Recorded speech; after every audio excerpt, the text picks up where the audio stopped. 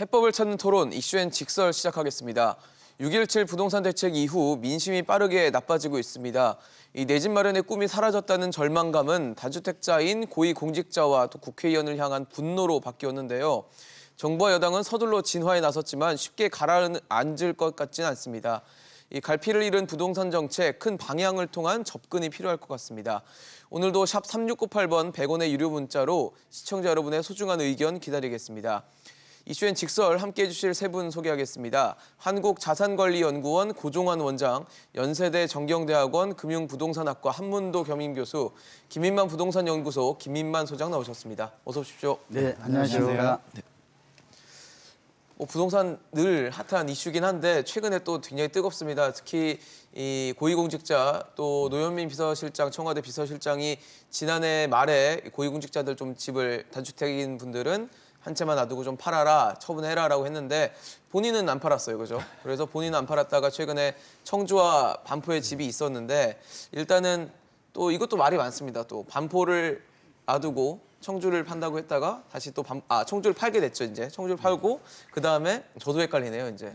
네, 그리고 반포 아파트를 결국 한 채를 남겨놓기로 했는데 또 여론이 심해지자 이것도 처분을 하겠다라고 나섰는데 글쎄요, 이게 이달 내 팔겠다고 했는데 제가 말씀드린 것처럼 굉장히 좀 해프닝 아닌 해프닝들이 있어서 이렇게 뭐 집을 처분한다 그래서 민심이 좀 달래질까라는 생각은 들거든요. 네, 우선 민심이 달래지기에는 좀 늦은 것 같습니다. 물론 이제 그 한신설에 그 반포 아파트를 판 것은 만시지탄이지만 다행이라고 이제 우선 생각이 드는데 좀 시기적으로 다소 좀 이거는 뭐 정무적 정치적 그런 판단이겠습니다만 그렇죠. 다소 좀 늦은 것으로 보이고요. 이유가 왜인가 하면 진정성을 좀 의심받는 것 같아요.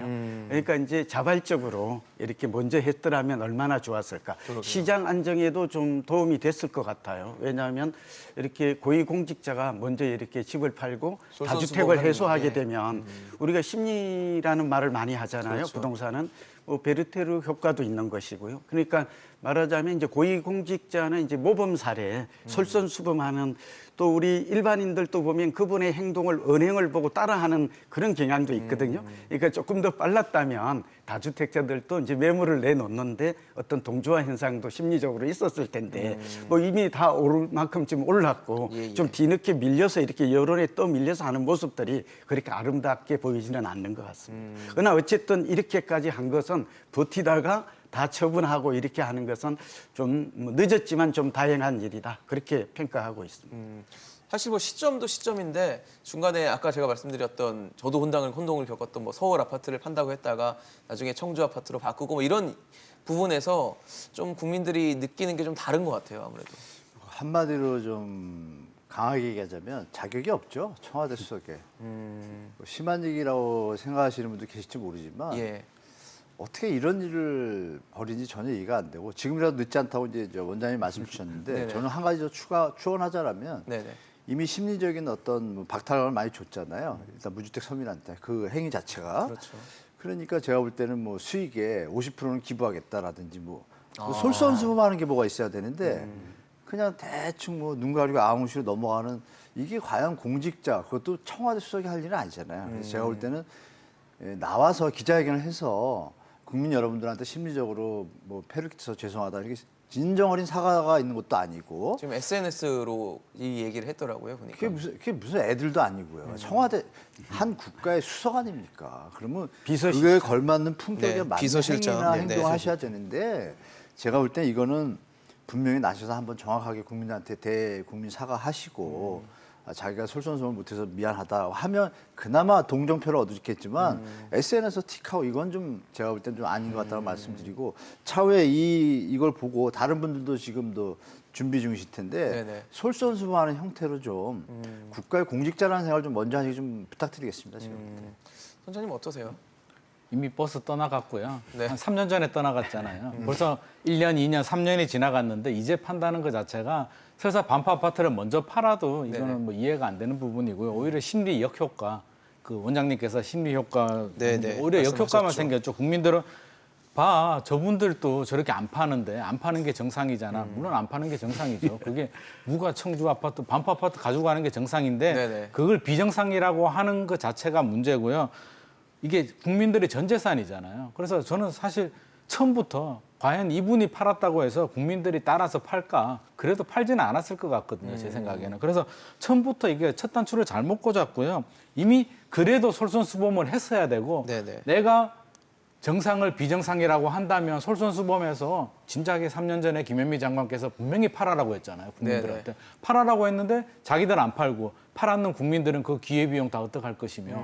그래서 이런 부분에 대해서는 분명한 사과를 해야 된다고 보고요. 지금 또 그나마 뒤늦게 팔았는 거는 다행이지만 사실 너무 늦어가지고 지금 또 오해받고 있잖아요. 야, 양도세 절세하려고 청주 아파트 먼저 팔았냐. 뭐 이런 얘기가 나오고 있거든요. 그러니까요. 결과적으로 또 절세가 되어버렸는데 따지고 보면 또 절세도 정상이죠. 그게 지극히 정상적인 프로세스임에도 불구하고 지금 욕을 먹는 그런 왜곡된 현상이 발생하고 있습니다. 네, 한 교수님하고 김 소장님 말씀에 이제 저희들이 맥락이 같은데요. 네네. 그러나 또 조금 하나 좀 흥미삼아 곁들이면 네네. 앞서 제가 이제 그래도 국민들은 이제 늘 그 일거수일투 고위공직자의 행동들은 뭐 장관이나 또 청와대에 이렇게 그렇죠. 예, 이 몸담고 수석이든 있는. 이런 분들에 네. 대해서는 늘 관심사잖아요. 우리가 연예인들에 대해서 연예인들이 어디 아파트를 샀다, 무슨 빌딩을 샀다 그러면 그 중개업소에 불이 난다고 그래요. 공인중개사 사무실에. 왜냐하면 전화가 안 될 정도로. 예, 왜냐하면 그만큼 관심이 높고 왜 샀을까, 또 왜 팔았을까, 또 관심을 갖는 그렇죠. 게 대중들의 네. 마음인 거거든요. 그러니까 두 가지 말씀을 잠깐 하고 싶은데 하나는 그러니까 이분들이 진작 좀 팔았더라면 아마 따라하기 그런 모방 심리랄까, 그렇죠. 모방 투자 그런 게 생길 수 예, 있죠. 있었기 때문에 좀 다주택자들이 버티기가 좀 완화돼. 물론 그것 때문에 안 팔았다 이렇게 100% 말할 수는 없어요. 그렇죠. 그러나 그러한 효과도 있었을 뻔했는데 두 번째는 좀 흥미로운 부분인데 지금 팔면 어쩌면 뭐 저는 이제 또 두 분하고 생각이 약간 다를 수도 있습니다만 네네. 뭐 제 개인적인 견해는 네. 지금이 이제 고점 내지 변곡점으로 봅니다. 집값이 한 5, 6년 정도 많이 올랐고 상당히 강남은 버블도 있다고 보는 것인데 네. 어쩌면 이게 고점에서 이게 지금 파는 게 적기다. 아닌가 네. 뭐 이런 생각도 들어요. 그래서 여러 가지 지금 머리가 좀 복잡합니다만 뭐 그런 면에서는 어쨌든 또 좀 뭐 칭찬할 만하다 하는 말씀을 또 드립니다. 네, 사실 뭐 고점인지 아닌지를 지금 판단하기 좀 이를 수 있지만 일단은 시세 차익, 그러니까 집을 팔면서 생긴 시세 차익도 있었고 아까 김 소장님 말씀대로 양도세 면에서도 절세하는 효과가 분명히 있었다고 합니다. 그 뭐 저기 미래통합당 김연아 의원도 지적을 했던 부분이긴 한데 반포 아파트를 지금은 청주 아파트를 먼저 팔고 이제 반포 아파트를 이번 달 안에 처분을 하겠다라는 게 노영민 실장의 얘기인데 만약에 반포 아파트를 먼저 팔았다면 양도세가 한 4억 원 정도 나간다고 하고 맞습니다. 반대로 경우에 지금 현재 나타난 것처럼 청주를 팔고 반포를 팔게 된다면 한 뭐 양도세로 봤을 때 한 3억 원 정도는 절감되는 그런 효과가 있다고 하다 보니까 사실 어떻게 보면 세금을 절감한다는 건 아까 봐도 정상적인 경제활동의 행위일 수는 있긴 한데 어쨌든 노영민 비서실장이 뭐 반포 팔겠다, 청주 팔겠다 왔다 갔다 했던 부분이 이런 거를 다 계산하고 움직인 거 아니냐는 국민들의 시선도 분명히 존재하는 것 같거든요. 한 교수님은 어떻게 생각하십니까 이 부분에? 당연하죠. 당연하고 제가 볼 때 뭐 아까도 말씀드렸지만 지금 3억 절감이잖아요. 그렇죠. 저 같으면 제가 만약에 수석이라면은 이왕 뭐 융단 폭격은 맞았고요. 청와대 수석이 어떤 면을 살리고 앞으로도 계속 공직 생활을 하실 거라면 저 같으면 지금 반포 팔겠습니다. 먼저. 왜냐하면 3억의 가치가 과연 공직자의 위상과 죽을 때까지 한 점 부끄러움이 없는 모습과 이런 걸 비교해 보면 3억이라고 해서 또 손해를 본 것도 아니잖아요. 그렇죠. 수익도 났어요. 그럼 제 같으면 지금이라도 번복해서 팔겠다 아니면 아까 말씀드린 대로 기부하겠다 이렇게 한다라면 조금 더 진정성이 느껴질 것 같고 정상적인 일반 공직자는 일반 국민들하고는 좀 다르잖아요. 솔선수범하고 국가를 이끌어가는 입장을 다시 한번 헤아렸으면 하는 좀 바람이 있습니다. 이렇게 시세 차익을 보는데 청와대나 정부에서는 계속 다주택자들과 투기와의 전쟁을 선포하고 이러니까 국민들 입장에서는 약간 내로남불처럼 네, 그렇죠. 보는 것 같아요. 네네. 상대적인 박탈감도 있고요. 그렇죠. 은행 불일치, 내로남불이야 너 이거 뭐냐 이런 얘기가 나오는데 가장 아쉬운 부분이 너무 갈팡질팡했고요. 네. 깔끔하게 처음부터 빨리 반포 아파트를 팔든지 빨리 이게 했으면 괜찮아요. 아니면 그렇죠. 사퇴를 하든지 뭘 했어야 되는데 저 같으면 사퇴했을 것 같습니다. 반포 아파트 어차피 팔아도 욕먹고요.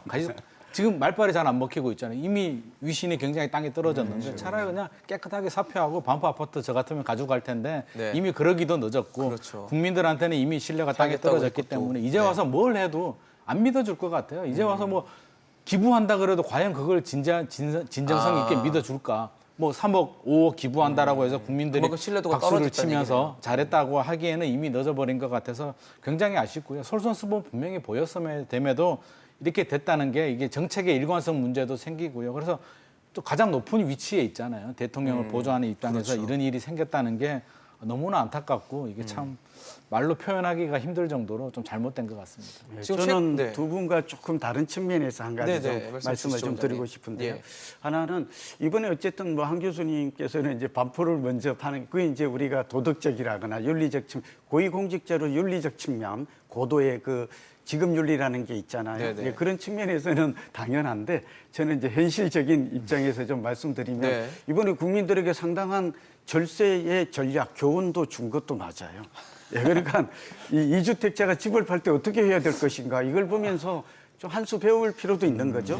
왜냐하면 양도세가 적게 나오는 것을 먼저 팔아야 합니다. 아, 그렇죠. 시세 차익이 큰 거, 양도 차익이 주택, 큰 거를. 이것 때문에 지금 고민하는 분들도 꽤 주변에 많아요. 근데 이번에 확실하게 어떻게 하는 게 정답인지 답을 좀 보여줬다라는 그런 긍정적 측면도 있거든요. 정답을 솔선수범했네요. 네, 네. 요거를. 그래서 이제 양도소득세가 적게 나오는 걸 먼저 팔고 두 번째는 이제 1주택자인 경우는 9억 원까지 비과세를 받잖아요. 그렇죠. 그러니까 이제 비과세 혜택도 받고 또 이렇게 되다 보니까 이렇게 이제 세금을 좀 줄일 수 있는 이런 방법이 된 거예요. 물론 이게 처음부터 계획이 있었거나 계산된 행동인지 여부는 본인만 알아요. 그렇죠. 알 수가 없죠. 저희는. 그러나 결과적으로 이렇게 된 걸 보면 이런 부분도 종합적으로 고려하지 않았을까. 의구심이 들죠. 당연히 이렇게 몇 억씩 세금을 내는데 주변에 뭐 이렇게 대단한 고위공직자가 사람이 왜 없겠어요. 세무사 입장에서는 어려운 부분이 아닌 거거든요. 전문성이 일반인들은 어렵지만 그런 그렇죠. 면에서는 상당히 우리 좀 흥미롭게 좀 배울 점도 있다라는 말씀을 드립니다. 네,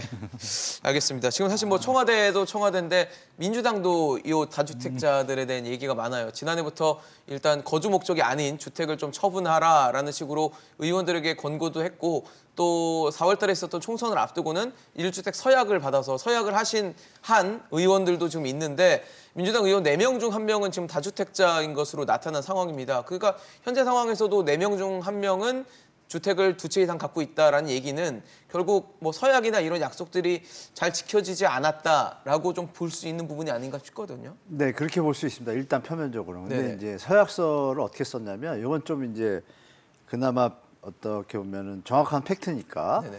1년 내에 팔겠다고 서약을 썼습니다. 1년 내에? 네, 네. 그러니까 4월 총선 전에 한두 달 전에 했으니까 네네. 한달 내년 전에 초까지는 팔겠다 뭐 이런 식의 이해가 가능한 거예요. 적어도 올해 안에는 팔겠다는 얘기죠. 그래서 그게 아직 시행하는데 좀 시간이 있으니까 그렇게 조금 좋게 봐주는 편도 있고. 네네. 그러나 중요한 것은 팔겠다고 서약을 했으면 물건 뭐 안 팔린다는 얘기 좀 하시는 분들 계신데 그러니까요. 그건 전혀 말도 안 되거든요. 시세보다 5% 10% 저렴하게 내놓으면 바로 팔립니다. 그러면 중요한 것은 시세 차익이 이미 몇십 프로 2배 이상 난 집들도 있을 거 아니에요. 그래서 제가 볼 땐 솔선수범하는 자세는 네. 이분들도 전혀 행동하지 않았다라고 좀 느낌이 옵니다. 이분들도 아까 저 원장님 말씀하신 것처럼 솔선수범하는 노영민 실장을 보고 지금 머리하고 계산기들인지 의심이 갈 정도니까 이런 거를 좀 편견을 없애려면 지금이라도 좀 솔선수범해서 네. 시세보다 저렴하게 팔면 아 저분들이 역시 공직자답다 이렇게 좀 국민들이 조금이라도 좋게 봐주지 않을까 좀 그렇게 생각하고 있습니다. 사실 이 지금 뭐 4명 중 1명이 그렇다는 얘기는 경실련이 이제 주장을 한 자료인데 21명이 이 주택 처분 서약을 했다고 해요. 권고에 대해서 21명이 서약을 했고 그 중에서 한 9명 정도에 대해서 시세 조사가 좀 가능해서 알아봤더니 뭐 시세 차익을 한 1인당 한 5억 원 정도는 봤다. 그러면서 김태년 원내대표도 뭐 처분을 할 기간이 아직 남아 있지만 좀 이른 시간에 좀 이행을 해달라고 조언을 했더라고요. 뭐 어쨌든 좀 빨리 처분하는 게 지금 현재 뭐 돌아가는 국민 여론이나 이런 거 봤을 땐 좀 좋지 않을까 싶거든요. 상당히 늦은 부분이 있고요. 네. 사실 4월 총선 지나고도 지금 벌써 3개월이 3개월 정도 지났잖아요. 지났죠. 아파트가 부동산 중에서도 대표적으로 황금성이 좋은 상품인데 가격을 시세 대비 한 5%? 뭐 5%도 아니에요. 요즘 같은 분위기에 뭐 나와 있는 매물에 한 1,000만 원, 2,000만 원만 낮게 해도 금방 팔리는데 네. 이걸 3개월 동안 못 팔았다는 건 마음이 없다는 얘기고요. 그렇게 못 팔면 저한테 연락 주면은 바로 팔아드리신 거죠? 네. 바로 그러니까 1,000만 원 낮게만 주면 바로 팔아드릴 수 네. 있는데 그래서 마음이 좀 없었다. 서약서가 이게 강제 규정이 아니잖아요. 약간 권고 사항이기 때문에 그렇죠. 뭐 총선 때문에 서약은 했지만 국민들이 바라볼 때는 그냥 한 거 아니냐. 그냥 이러다가 대충 넘어가려고 한 거 아니냐. 이제 와서 민심이 나빠지니까 부랴부랴 팔겠다라고 하는데 이미 버스 지나갔고 지금 와서 판다고 해서 국민들이 박수를 쳐줄까. 그러지는 않을 것 같습니다. 네, 뭐 김 소장님은 이제 1, 2천만 원 낮춰야 된다고 하지만 제가 파악한 시장 상황은 그거보다 훨씬 좋아요.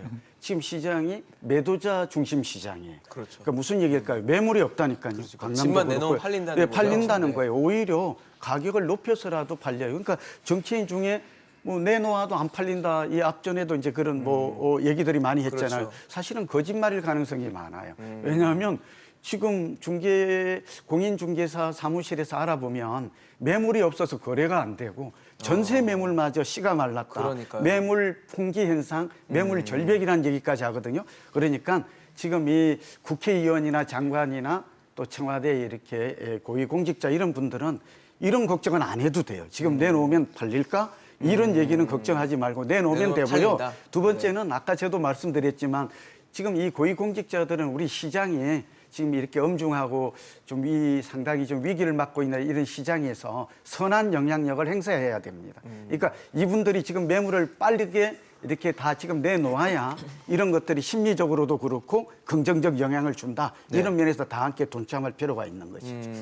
사실 지금 이 부분을 두고는 정세균 국무총리도 언급을 했습니다. 주택을 좀 다주택자인 고위공직자들 집 좀 빨리 처분해서 한 주택만 남겨놔라라고 얘기했는데 그러면서 그런 얘기도 했어요. 지금 상황이 좀 심각하고 여론이 좋지 않고 고위공직자들의 솔선수범이 필요한 시기다. 근데 사실 이미 그 시기가 지났다는 생각도 갖고 있다라는 식으로 정세균 국무총리 말을 해서 지금 세 분의 말씀하고 좀 비슷한 것 같아요. 타이밍은 좀 늦어졌다. 라고 하는데 일각에서는 사실 뭐 다주택자이긴 한데 무조건 금기시하는 게 맞냐라는 얘기도 있어요. 너무 뭐 범죄처럼 여겨지는 것 자체가 시장에서 분위기를 그렇게 만드는 게 그렇게 좋은 것인가라는 반론도 있거든요. 이 부분에 대해서는 좀 어떻게 보세요, 안 교수님?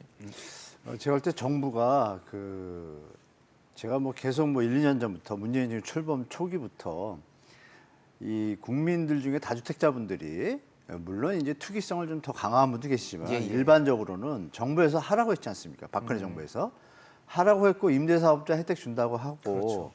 그 집들이 그때 부동산 침체기였잖아요. 이명박 정부 때도 계속 침체기였고 그래서 박근혜 정부에서는 좀 욕심이 났죠. 부동산이 좀 활성화되면 경제 성장률이 좀 올라가 줄 수 있으니까 경제도 살리고 부동산도 살리고 그 좋은 정책이에요. 그래서 살리는 것까지 살려놨을 때 조금 막아줬어야 되는데 그게 이제 이어져서 지금까지 온 건데 그러면 이 정부에서는 뭐냐면 부동산이 침체기일 때는 당연히 활성화 정책을 써야 돼요.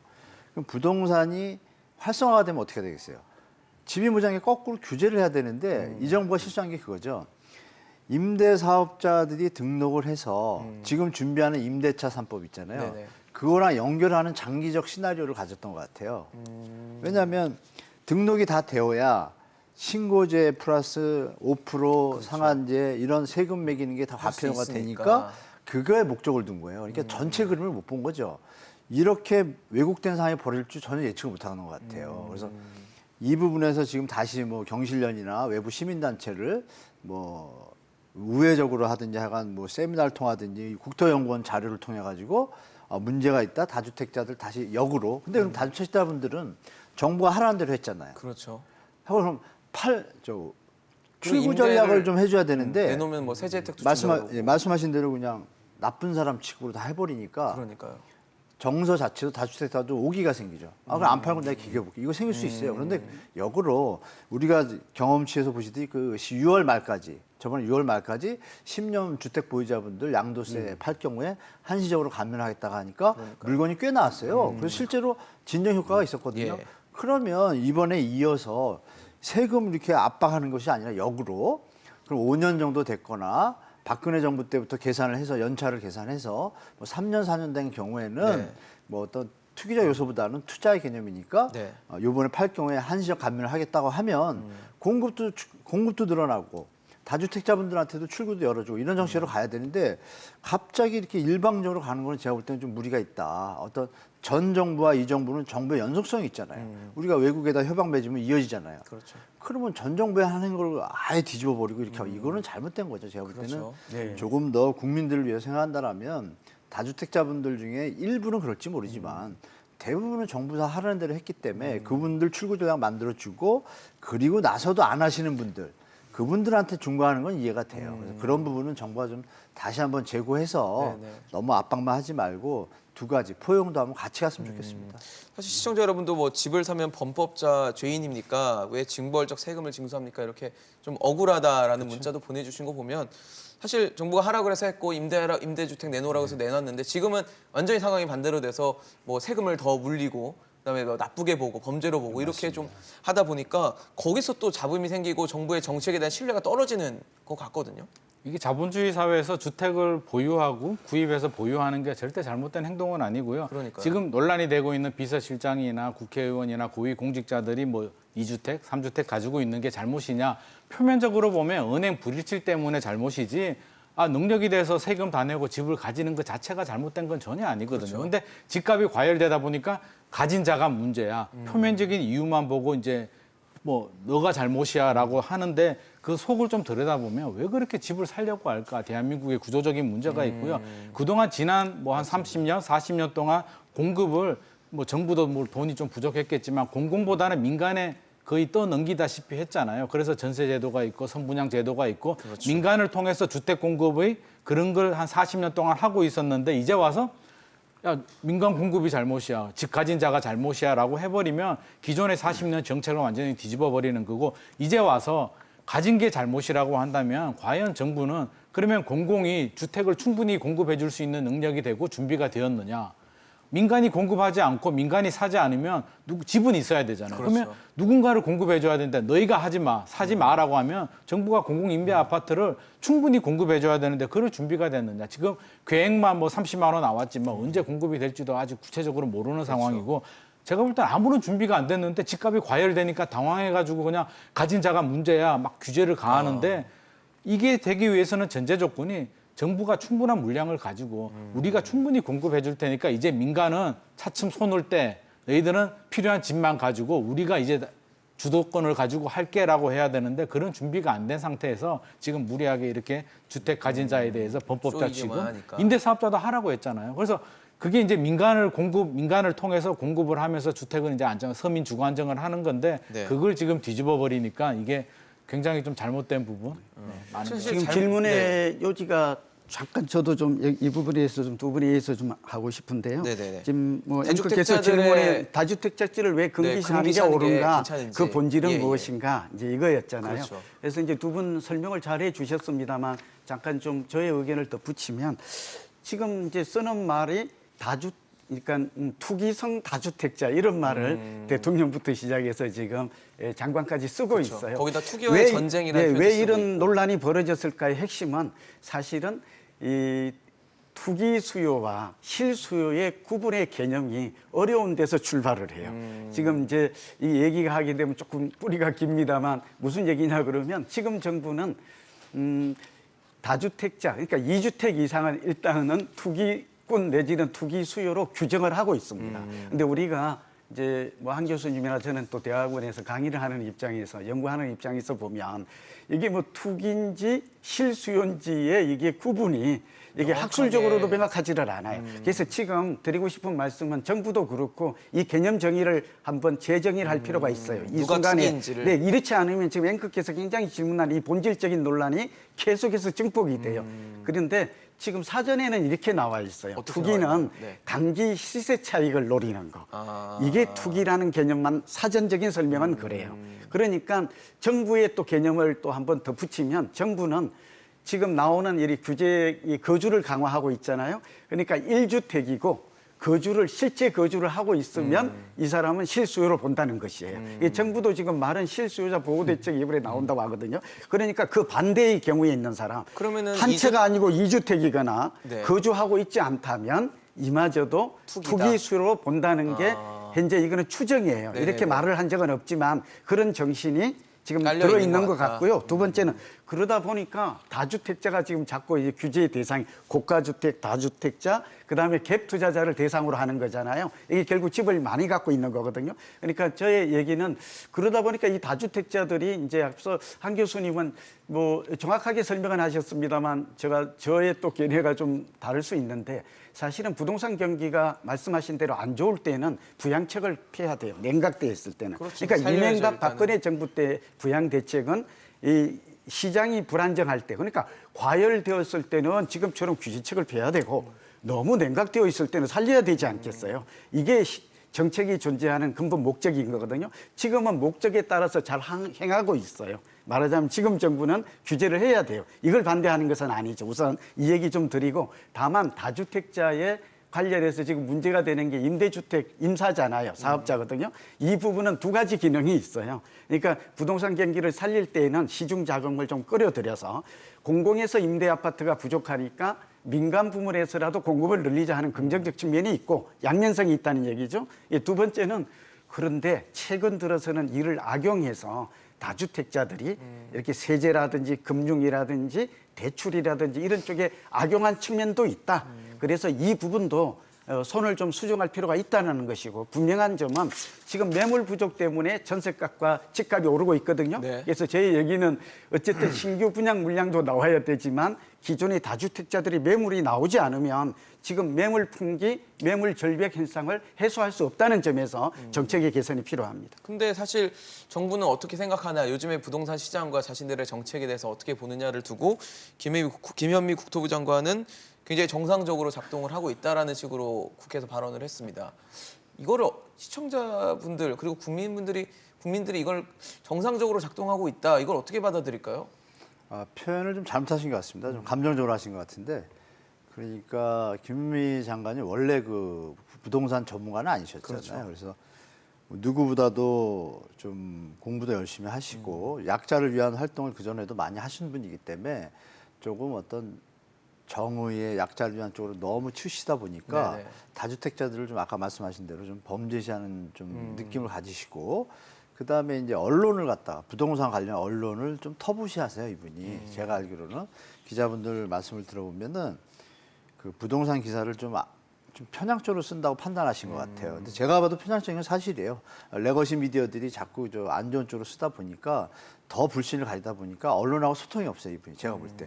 그러다 보니까 표현 중에 언론사들이 이 미주알 고주알 쳐가지고 21번, 20번 쉬지 본인은 4번밖에 안 냈다. 사실이에요. 큰 대책은 4번인데 그렇죠. 그 추가 대책을 낸 거에 대해서 서브하는 대책들이 많았죠. 추가적인 대책들을 발표하면 그거를 이제 언론사는 쉬는 거고, 네네.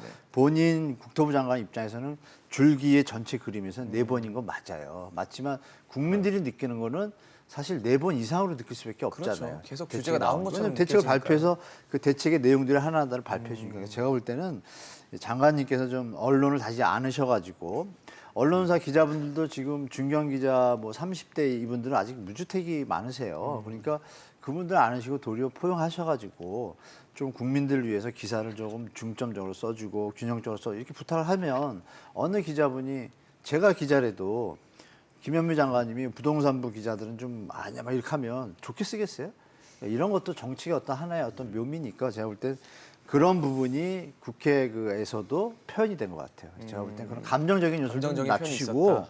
공직자로서는 합리적인 추론과 또 좀 감정을 상해도 국가 국민을 위한다는 걸 한 번 더 생각하시면, 이낙연 총리 얘기해서 좀 죄송하지만 그분처럼 깊게 생각하고 짧게 내뱉는 어떤 형태를 취한다라면 좀 더 낫지 않을까 좀 생각합니다. 근데 사실 정부의 특히 고위공직자죠. 장관 자리를 차지하고 있는 자리이고 또 이 부동산 정책을 또 주관하는 주무부처이기 때문에 여기서 어떻게 인식을 가지느냐가 향후 정책 방향을 결정하는 부분이기 때문에 이렇게 정상적으로 작동하고 있다는 인식 자체가 향후의 부동산 정책이 크게 변하지 않을 것이다라는 시그널을 국민에게 주고 있는 것 같거든요. 맞습니다. 저도 이 내용을 보고 상당히 개인적으로 당황했는데요. 잘 작동하고 있는데 이 정도 올랐으면 도대체 그러면 잘 제대로 작동하지 작동 안 않으면 하면 큰일 난다는 얘기네요. 폭등을 하든가 폭락을 해야 되는데, 이게 국민들 눈에는 이제 언론 탓, 뭐 난 4번밖에 발표 안 했다, 실제로는 몇 번이다. 국민들은 그게 중요한 것이 아니고요. 그렇죠. 집값이 과연 내가 사는 집값이 얼마나 안정이 됐고 내가 집을 사야 되는데 살 수 있느냐가 관심이지, 언론 탓. 언론이 보수 언론만 있는 게 아니고요. 친여 성향의 언론들도 상당히 많거든요. 그래서 뭐 과거 정권 탓, 언론 탓, 더 이상 국민들은 3년을 기다려줬는데 그런 거 뭐 전혀 알고 싶지도 않고요. 4번이 뭐 40번 전혀 중요하지 않고요. 네네. 집값만 안정시켜 달라는 건데, 잘 작동하고 있다 그러면 3년 동안 잘 작동했는데 이 정도면 어떡하라는 거냐, 뭐 이런 얘기가 나오는데, 그렇죠. 말씀하신 것처럼 정책의 기조가 변하지 않을 것이다. 그게 네. 내포되어 있는 것 같고요. 뭐 내일이든 이제 조만간에 대책이 발표될 것 추가 대책이 같은데, 나올 것 역시나 더 강화되는 정책, 기존 정책이 그 방향이 바뀌지 않고 거기에 더 플러스 알파가 돼서 종합부동산세가 더 강화된다든지 더 강한 드라이브를 걸 것 같은데 3년 동안 강한 드라이브를 걸었거든요. 뭐 장관님은 4번이라 그러고 시장에서는 21번, 22번이라 네네. 그러는데 어떻게든 기억도 못할 정도로 많은 규제들이 나왔는데 그래도 안 잡히는데 더 많은 규제들을 더 쏟아붓겠다라고 하니까 과연 내가 왜 맞는지도 모르겠고 무슨 벌을 받는지도 무슨 벌을 받았는지도 모르겠는데 거기에서 더 때린다고 해서 과연 효과가 있을까? 원장님 말씀하신 것처럼 다주택자들이 매물을 내놓지 않으면 절대 이게 수요와 공급에서 공급 문제가 해결되지 맞지 않거든요. 않죠. 새 아파트 공급은 5년 정도 지나야 되잖아요. 상기 네네. 신도시 언제 입주해요? 아무리 빨라도 시간이 2025년 넘어가야 되거든요. 그러면 결국 다주택자들이 매물을 내놔야 되는데 교수님도 말씀하셨다시피 양도세는 또 더 중과세를 한대요. 그러니까요. 양도세, 취득세, 뭐 모든 걸 다 중과세 해버리면 결국에는 국민들이 살아남을 방법이 뭔가 뭐 보유를 하거나 증여를 하거나 임대사업자가 막힌다면 임대사업자가 아닌 다른 방법을 또 찾겠죠. 네네. 뭐 이게 상암역에 오늘 지하철 타고 왔는데 그런 문구가 적혀 있더라고요. 덜풀도 온 힘을 다해서 핀다고. 국민들도 자기 자산 하나 있는 거 그거 지키기 위해서 아니면 하나를 사기 위해서 온 힘을 다해서 투쟁하다시피 투자를 하는데 그게 잘못이야. 너희들 잘못이야. 범죄야, 그러면서 우리는 나쁜 거야. 두채, 세채 안 팔아라고 하니까 국민들이 볼 때는 분노도 생각하고 도저히 못 믿겠고 이런 일관성도 없고 이런 총체적인 난국이 되는 것 같습니다. 제가 먼저 추원하고 원장님 말씀 드는데요. 네네네네. 뭐냐면 지금 계속 국토부가 실수를 하다 보니까 국민들이 다 이렇게 되고 갑자기 요즘 들어서 어떤 여론도 확 바뀌었잖아요. 네. 이 부분을 말씀드릴게요. 김 장관님이 왜 자율작동하고 있다고 말을 김현미 했냐면요. 장관이. 네네. 네. 7월 10일부터는 3억 이하가 그 시행이 돼요. 3억 이하 내일부터입니다. 전세대 주금지가 내일이죠. 예. 그리고 7월 1일부터 그 토지거래 허가구역에 대해서 잔금 갭 투자를 할 수 있는 것이 7월 1일 이후로 끝났어요. 네네. 그러니까 우리가 기억하는 게 발표하자마자 6월 17일부터 한 보름 동안 막 폭등을 했거든요, 강남이. 그렇죠. 예. 근데 7월 1일부터는 거래가 끊겼습니다. 그 김현미 장관이 어젠가 그제 KBS 뉴스라인에 나와서 언론 내용에 이런 얘기를 했어요. 7월 15일 정도면은 이제 나타납니다. 이게 한 시장에. 달 정도 근데 지나서 그러면 인 우리가 거죠? 전체를 볼 게 뭐냐면 12, 16대 책 여러 번 냈잖아요. 네네. 요점이 뭐냐? 가수요, 투기 수요가 할 수 있는 투자를 다 막았어요, 지금. 100% 막았어요. 3억 이하까지도 갭 투자도 못하죠. LTV 다 막아놨기 때문에 물량이 없어도 살 사람이 없어요. 가수요가. 그러면 실수요만 남잖아요. 그러면 타임은 뭐냐? 지금부터 내년 올해 그 사전 청약제 있잖아요. 네네. 그 타임이 과도기예요. 만약에 그때 심리가 확 뒤집어지면 이제는 왜냐하면 내년에 또 이제 30만 원가 나오니까요. 그렇죠. 그러면 이제 투기 세력이 할 수 있는 걸 다 막아놨기 때문에 안 풀어준다라면 그러면 정권이 만약에 이어진다고 하면 이거는 이제 하방 압력으로 갈 수밖에 없는 시장이에요. 그걸 알기 때문에 이렇게 표현한 거예요. 그래서 지금 현재는 뭐 우리 국민들이나 시청자분들이 이해가 안 되지만 김현미 장관이 7월 15일부터 나타날 거다고 표현한 내용과 저도 그렇게 보고 있었거든요. 모 방송에서 그렇게 네네. 했기 때문에 7월 15일 5일 남았어요. 네. 7월 달 그렇죠. 결과를 보시고 정부의 어떤 잘 작동한다 이 부분에 대해서 좀 판단하는 것이 좀 정확하다. 이렇게 반대로 말씀- 7월 15일 이후에 시장에서 변화가 나타나지 않는다면 다시 또 정권의 역풍이 일을 수도 있겠네요. 그건. 저는 다시 그럴 일은 없을 것 같습니다. 그러세요? 예, 왜냐하면 지금 갭 투자분들이 그거를 공격적으로 아시겠지만 요즘 저 호가표를 보면 네네. 6개월 동안 거래 없다가 하나 찍고 이런 단지들이 많아요. 강북 지역은 공통적이에요. 그게 과연 이 실수인지 아닌지가 구분이 안 된 수준이에요. 근데 그거를 사법경찰 제도를 쓰는데 계좌 추적권이 없어요, 국토부에.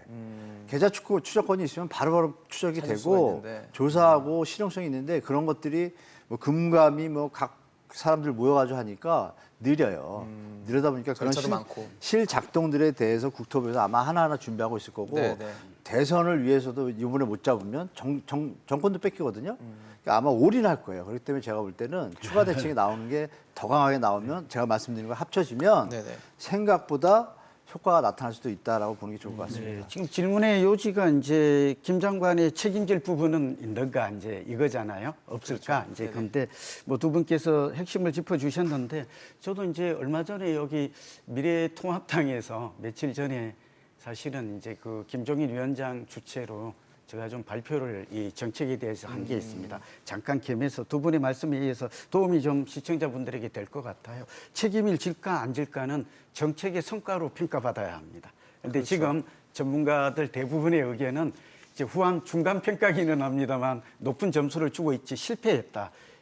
라는 평가가 다수를 이루고 네네. 있다는 점을 말씀드리고, 그러니까 책임질 부분이 있다라는 말씀이죠. 그 이유는 뭐 감성적이나 국민들의 생각이 아니라 저희처럼 이렇게 연구자나 이 공부하는 사람들은 분명히 기준이 있어야 되죠. 이런 말이 있습니다. 실수가 반복이 되면 실패가 된다는 겁니다.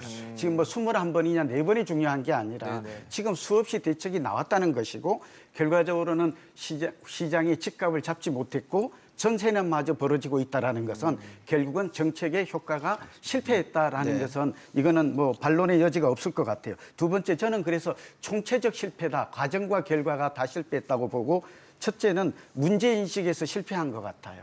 제가 이걸 하는 것은 문제를 비판할 인식하는 예, 것부터. 그러니까 원인과 진단이 지금 원인 진단과 해법이 지금 미스매치다 이런 얘기잖아요.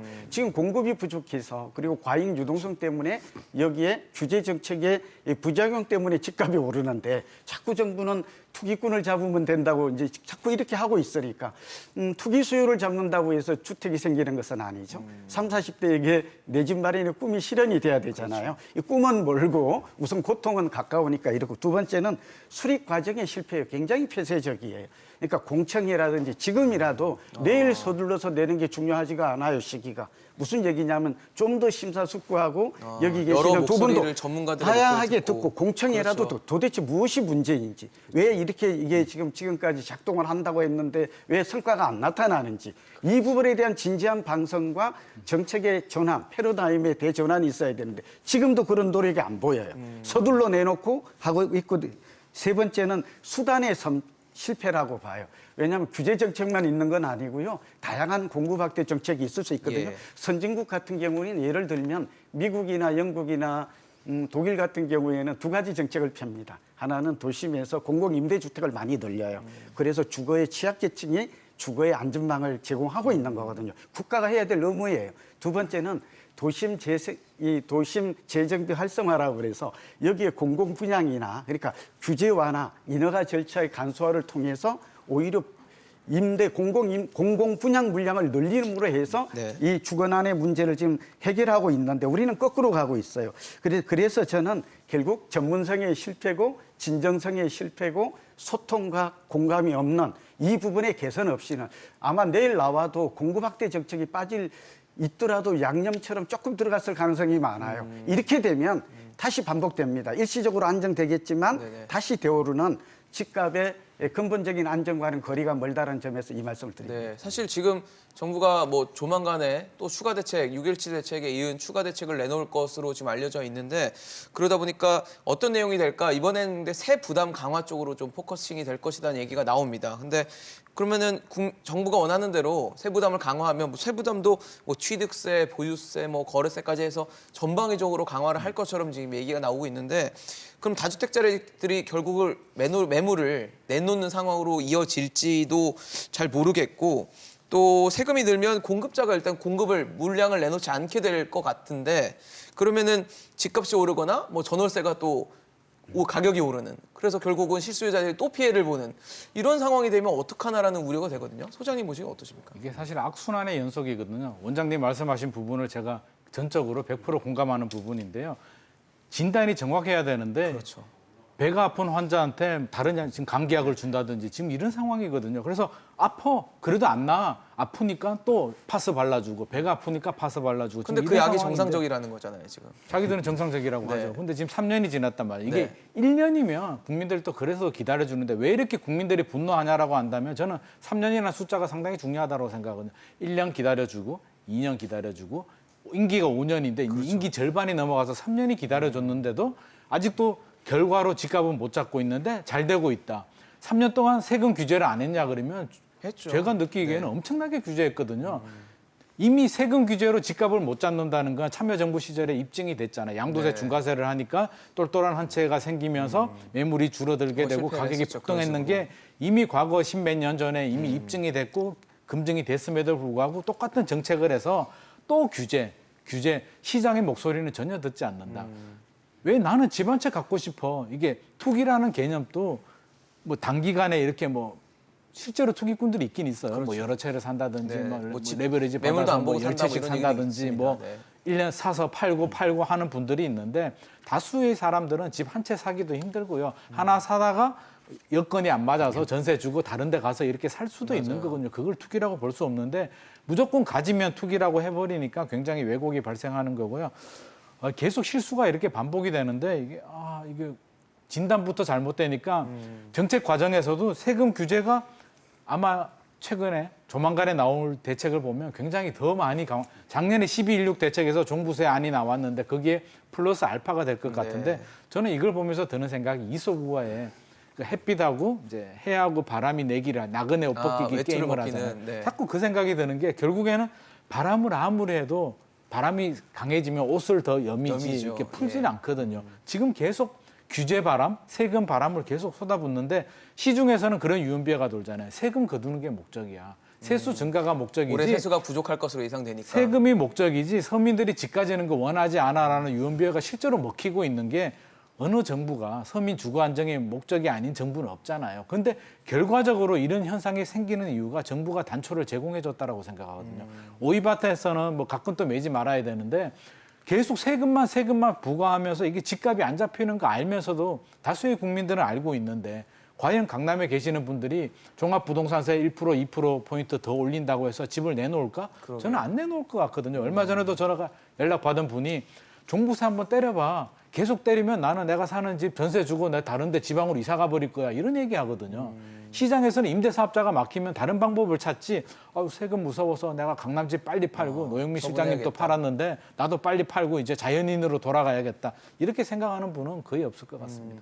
그거는 부동산이 우리 시장에서 우리 경제에서 차지하는 그 투자로서의 기능이 굉장히 크기 때문인 것 같기도 하다는 생각이 들고 정부가 이렇게 그래서 세부담을 강화한다는 게 과연 긍정적인 효과로 이어질까라는 지금까지 봤을 때는 우려가 좀 될 수밖에 없거든요.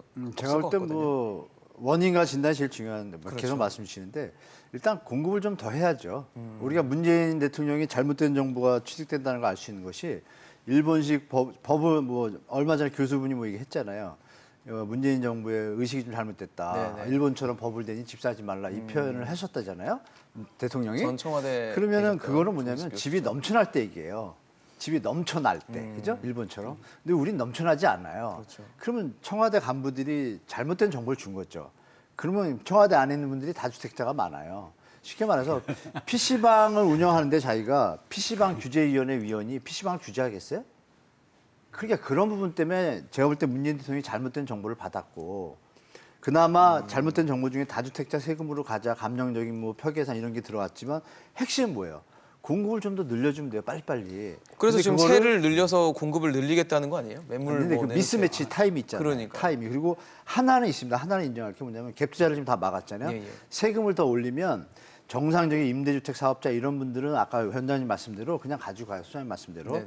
그런데 이제 그 붐을 따라가지고 뒤에 붙은 분들 있잖아요. 일시적 1가구 2주택 양도세 그렇죠. 비과세를 활용해서 갭 투자를 하신 분들이 있고 네네. 그다음에 전세 대금을 자금을 활용해서 갭 투자한 분들이 계세요. 그분들이 지금 막차가 된 거예요. 어떻게 보면. 딱 정부 정책에 걸린 거거든요. 그럼 이분들이 가진 호수가 얼마나 되냐. 213만이 1가구 2주택자예요.